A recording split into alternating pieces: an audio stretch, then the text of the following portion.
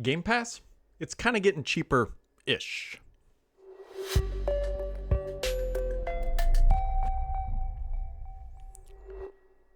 Happy Friday, friends! Actually, at least here in the United States, it's a really good Friday because most of us will not have work on Monday, which means a longer, extended weekend. I don't know why I did that, but that is the energy we are bringing to the show today, the podcast, whatever this ragamarole sort of thing is. Hopefully you all, I almost said you all as if I was moving or something. Hopefully you all had a wonderful week.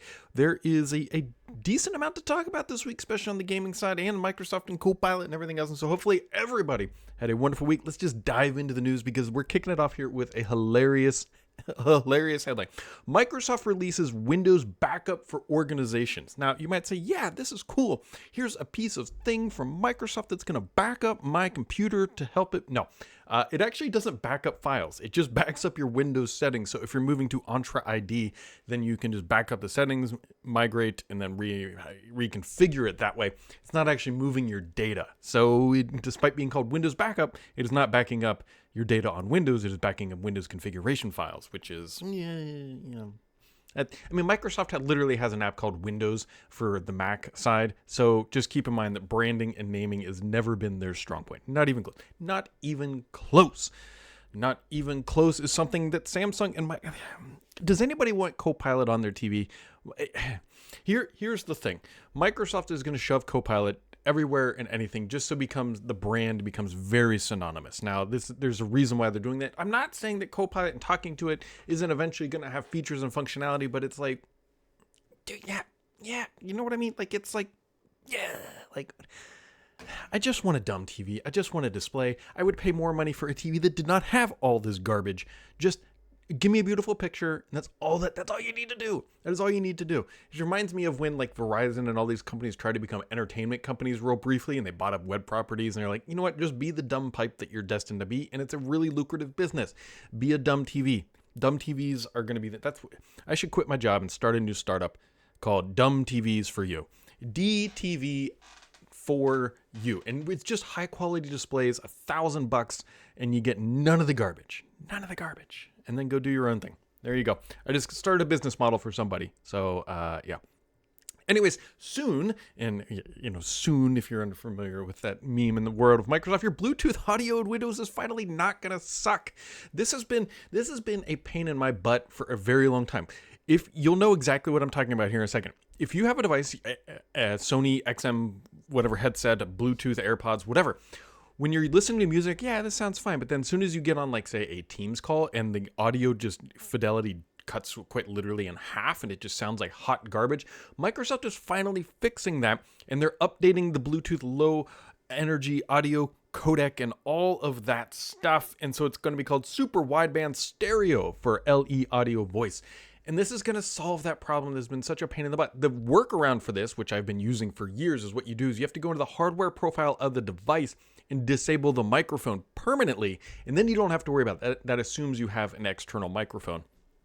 But this is big news. There's a couple major caveats here. You got to have drivers that are updated. You got to have devices that support all this, blah, blah, blah, blah, blah. But eventually, and I think most modern devices do support all this, it's going to come down to driver support, which is going to be the pain in the butt. But hopefully somebody just writes like a generic one that can be ripped by everybody else. And we can finally not have this terrible Bluetooth experience. Finally.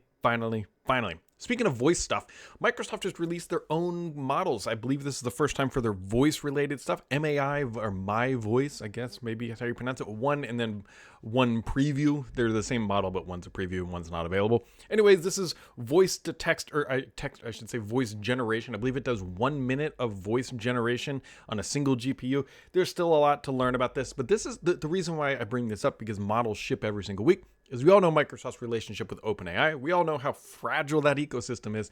And so Microsoft is really starting to turn out their own models here, even if they're small and finite. But however, those finely tuned models do have their use cases, and it's good to see Microsoft chipping in here and everything else.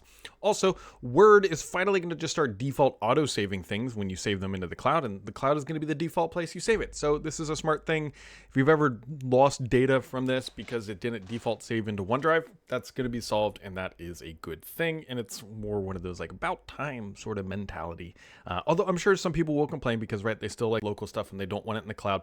But for most of us, OneDrive is the preferred place to save this, and Microsoft gets the benefit of you racking up more data in OneDrive, and then you may be paying more for it one day, or at least not stop paying if you're like that as well.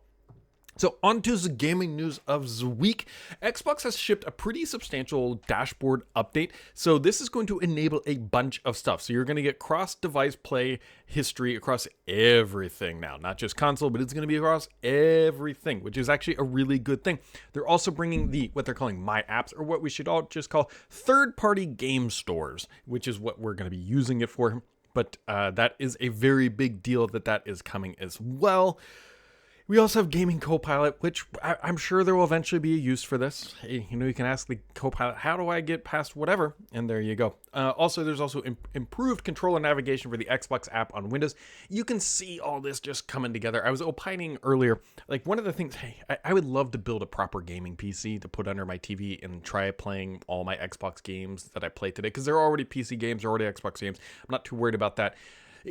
I need like $1,500 and $2,000 roughly to do this, and I also need new tires on my car. They're fine. The tires tread just getting low. They're about 50,000 miles on them. So I need new tires, or do I want a gaming PC? And it's like, I hate being an adult. Like, I hate being an adult. I want to go build a gaming PC, and then, because we'll get into the HellDivers here in a second. But playing all these games, like just knowing they could be better, and knowing that the Xbox ecosystem is headed this way, and knowing that it pretty much already works with the chat room experience and being able to play with your friends, I'd love to start doing that and just trying to learn that new future that is coming. But I don't really have a proper gaming PC that I could shove under there. I guess I do have this one. I have one with like a 2070.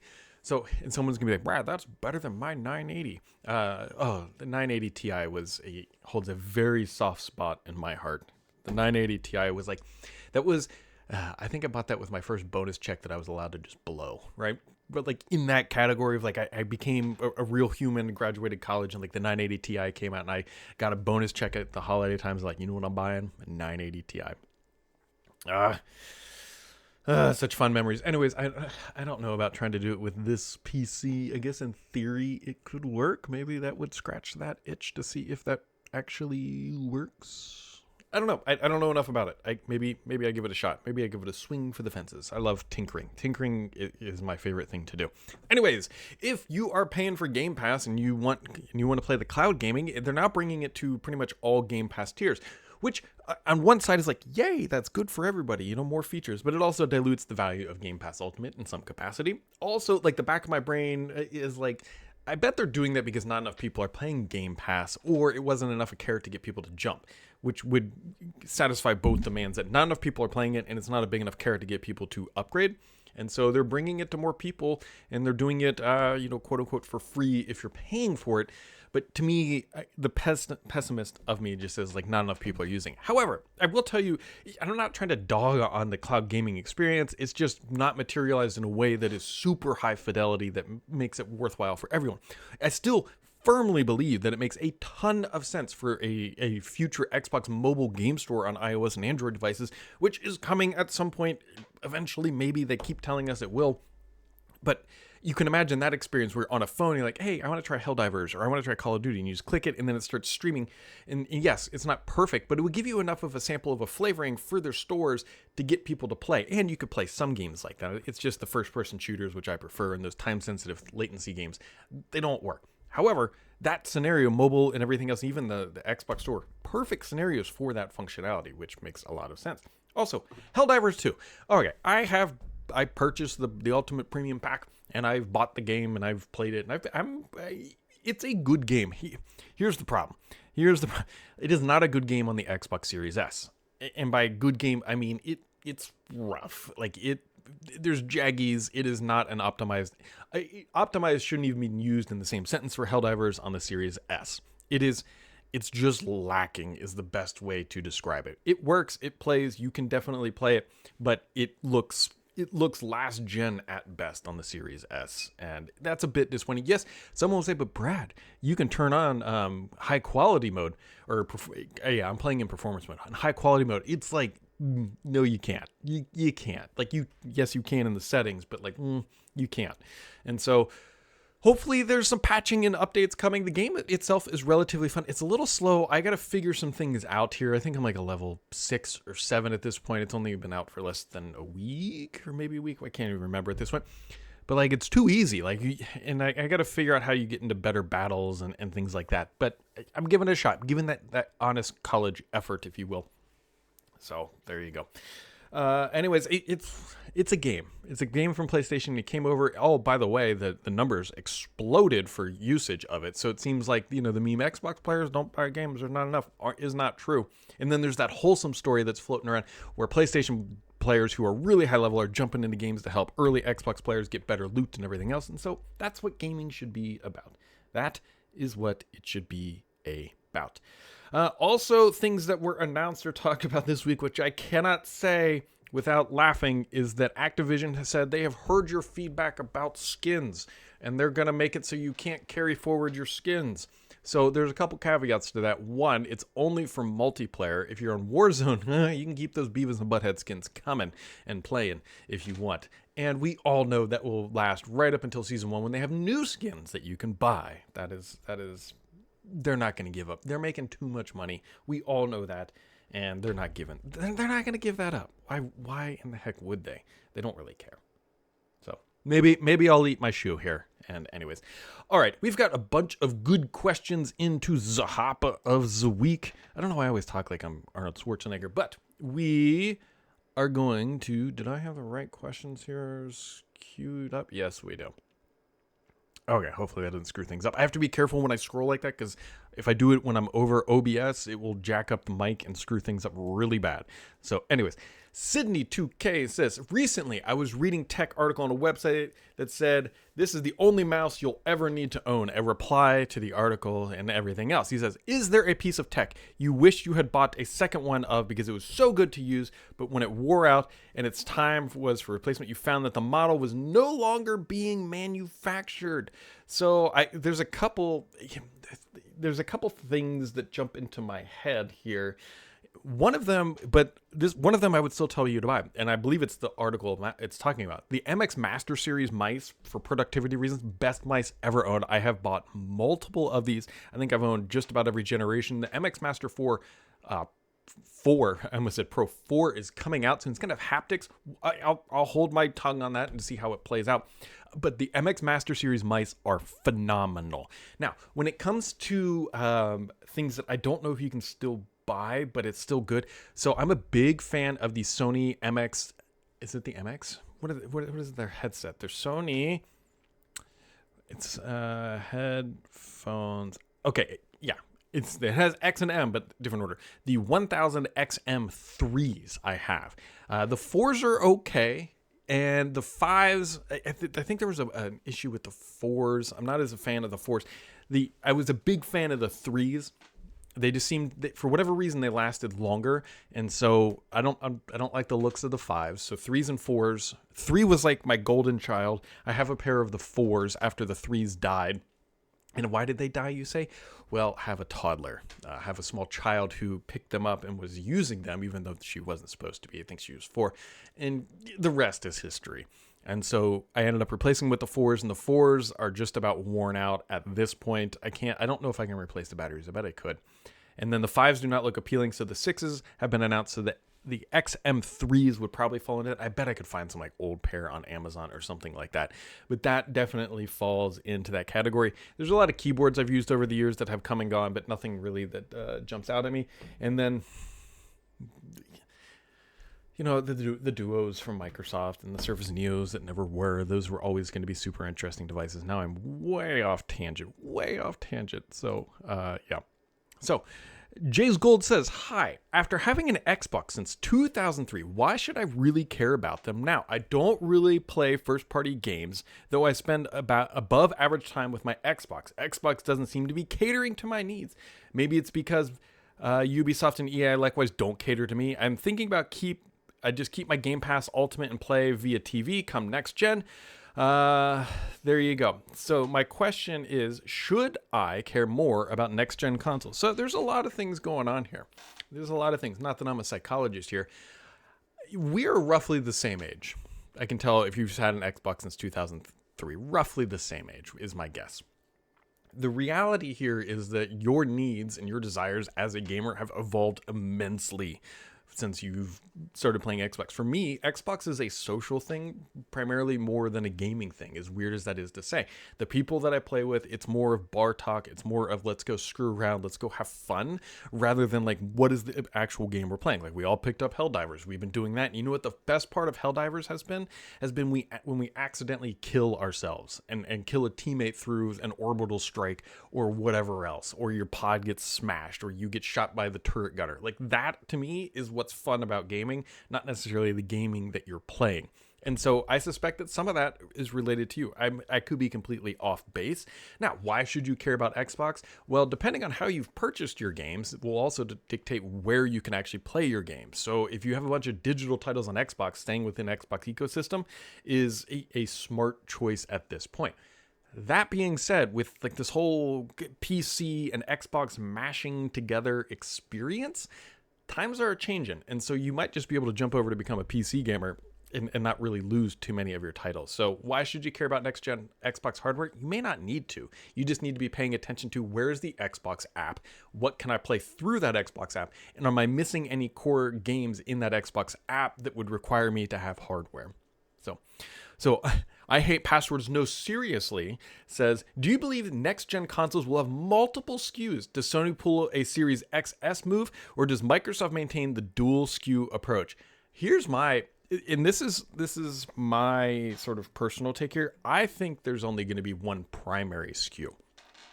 That is my personal take. Not that the S and X have been a mistake, but I think the logistical challenges of building two consoles has also hurt Microsoft a little bit. It's a little bit challenging. Remember, for a while there was a bunch of Series S's, and then they didn't have enough X's, and then people really just wanted the X and not the S at the beginning, and Microsoft bet the wrong way. I bet next gen they have one primary Xbox. I still think we might see this sort of hybrid. Other parties can build like the ROG Ally. Like that is an Xbox according to Microsoft. I think we're going to see more of that, and those will span the different price points from there. Mr. PKI says, anything new coming from Start 11? We have not seen anything new for a while. Give us some news to be excited about. I'll tell you what, we are very busy on the Stardock side of the house, mostly because a lot of corporations right now are moving to Windows 11, and we are doing deployments after deployments. I was on 2 calls yesterday related to large deployments of Start 11 within the enterprise. So there are new features actually coming to Start 11, and they're in beta right now, but they're not end user customizable features. They are enterprise features where companies need additional capacity or additional controls to lock down the Start experience. So some like hybrid approaches where it's fully locked down, some hybrid, I should say, experiences where some things aren't locked down. I lost my train of thought there for a second. So there are new features coming. Unfortunately, not so much for the end user, or at least consumer side, because we're catering to some very large companies right now rolling this stuff out. He also says, did you pay for HellDivers 2? Or are you taking advantage of a Gears of War Reloaded since it's free on Game Pass? I paid my hard-earned dollar dues and gave them over to PlayStation for HellDivers 2. So I paid real dollar dues. And I actually paid for the premium thing, and I got to look up what I actually got with that, because I kind of forget, to be honest. Midnight Blue Wolf says, hi Brad, what are your feelings about the Steam Fremont console? All the better. I mean, the thing is like Steam is such a funny and fun company because they've dabbled in hardware and these big screen modes and everything else for a while, and nothing's really stuck, but not stuck. Like their Steam Deck, I keep thinking Stream Deck, which is sitting right here in front of me. Their Steam Deck has done fairly well, it seems, and so they're not giving up on that experience. And then you look at the direction that Microsoft is heading, it seems like Steam and Microsoft and Xbox are more on a collision course these days than they had been previously, although I think we all know that Windows has a massive advantage here over Steam, just because of the base operating system when it comes to this hardware stuff. But, the more consoles, the more choices, the better. So bring it on. Zeitgeist says, thoughts on the rumored voice-only device from Johnny Ive and Sam Altman. This will be super interesting because what's it going to be, right? Here's the thing. We got an experience with this stuff through Alexa and Siri and all that. And there's valid uses of it, but it peaked real hard because like, cool, this is the future. And then we all realized like, hey, there's only just limited scenarios and they work, but they're not super great and they require maintenance and things break. And then it's just frustrating. And so the benefit to all of this is less the device. It's more of just tapping into OpenAI's capabilities through their natural language understanding and reasoning and fixing of things, if you will, when things break. And so I don't know. Unless they come up with something like dramatically new, which I struggle to understand what that would be, because to me, if it has a screen on it, that is not new. That is just a mobile PC that you have to go manipulate. So it's got to be voice only. It's got to be an automation platform. It's got to be the whole thing. So it's got to have like Matter support. It's got to be able to tie into your home, your Spotify and everything else. If they can do all that and then it works through just like screaming at the Sky computer, then that could be of interest. But again, that interest will wane extremely quickly if things go the same way as like Alexa did, where if you're not in these curated experiences, they fall apart. So it's hard to understand where they're heading. Of course, they're talking about like, this is some bespoke piece of hardware and it's going to be amazing. And Johnny Ive is going to be in some sort of white room talking about emotions and feelings. And I'm not saying Sir Johnny Ive doesn't design beautiful products. I'm not discounting that this will be. The question is like, does the technology actually make the beautiful product meaningful in a way that actually makes sense right now? It's a tough question to understand. He says, any thoughts in general about moving away from smartphones as the centerpiece of tech in our lives? Something like Windows 2030. Smartphones are here for a reason, and they exist for a reason. And that reason is that they are accessible. And personally, I don't like talking to my computer. I don't like that. I don't know if that's a generational thing. Maybe the younger generation will be perfectly fine with just saying, expecting that voice command is just the natural way. I can see that long term, but for me personally, I still need a screen. I don't like getting Google Voice or Google giving me directions, turn by turn directions. I'd rather see it on a map, right? And so that is hard to replicate with just voice and audio only. I do believe that the end game, at least potentially on my lifetime, will be some sort of glasses, right? That seems to be a natural experience where you can then see directly through. And so maybe ChatGPT goes that way with Johnny Ive. I don't know. That didn't seem to be their initial indication, but like, if you can have a lens that is true, like, where are my X-rays? Like, these things are the prototype of what we expect the future to be, right? Just a pair of glasses like this that are lensed on the inside that you just put on, and then there you go. That is your future. Right now, they're all tethered to phones, and the lack of like true GPT integration and understanding of your world environment is what's holding that back.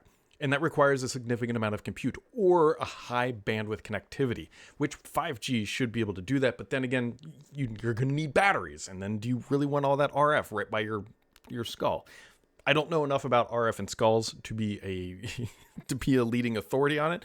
And so just something to consider. And Fraser says, when will Xbox add more updates to the dashboard and make it look better? This is one of the things. So we deal with this a lot at Startup. People are like, why don't you make this look better? It's like, what is better? Like, contextualized what is better at the end of the day, and then we can help get to that endpoint. It's like, well, add glass. Like, what do you mean by that? Like, do you want everything just to drag the opacity slider around and then like say, screw it, ship it?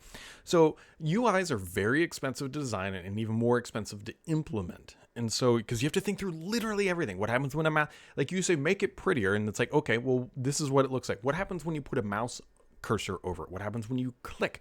What happens when you let go? Like, you have to animate all that stuff. And so make it look better is not enough detailed information to understand. Now, saying things like improve content density, that is an actionable item.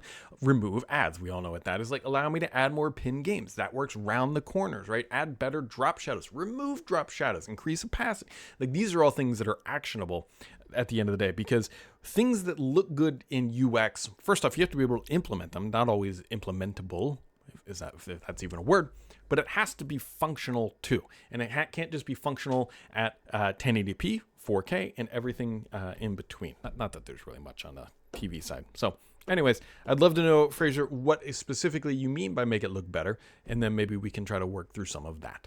So there you go, guys. Wonderful week. Hopefully everybody listening to this had a wonderful week. Hopefully you have a nice long weekend, and we'll catch all of you right back here next time. And as always, make sure to keep it subscribed here, because the only BS on this podcast is me.